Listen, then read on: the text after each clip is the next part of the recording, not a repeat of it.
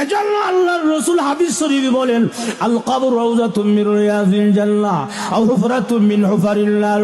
কবরটা কারোর জন্য জাহান্নামের গাড়া হবে, আবার কারোর জন্য জান্নাতের বাগান হবে। আল্লাহর রাসূল বলেন, ঈমান আমল যদি খারাপ হয়, বেনামাজি হয়, তাহলে কবরের মধ্যে বিষাক্ত সাপ দেওয়া হবে ৯৯টা।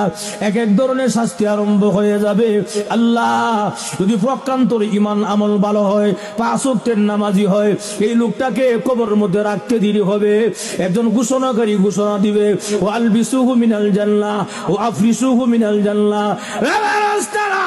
আমার বান্দাকে জান্নাতি পোশাকটা পরায়া দে, আমার বান্দাকে জান্নাতি বিছানা বিছায়া দে, এবং কবর থেকে একটা ছিদ্র কইরা দে, জানালা কইলা দে জান্নাত বরাবর, যেন আমার বান্দা কবরে ঘুমায়া ঘুমায়া জান্নাতের আরামায়েশ ভোগ করতে পারে। ইমান আমল ভালো হয় যখন, ঠিক কিনা? ইমান আমল যদি ভালো হয়, চিন্তার কোনো কারণ নাই, আজরাইল এলে কোনো অসুবিধা নাই। আর ইমান আমল খারাপ হইলে আজরাইল এলে চিন্তার শেষ নাই।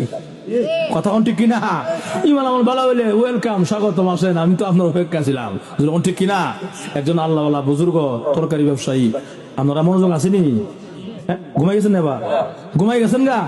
আসেননি সজাগ? আমি আপনার পুরান বক্তা, যেরকম ঠিক না? কেউ কবছর আগাইছিলাম হুজুর? কয়েক বছর আগে মনে আইছিলাম না?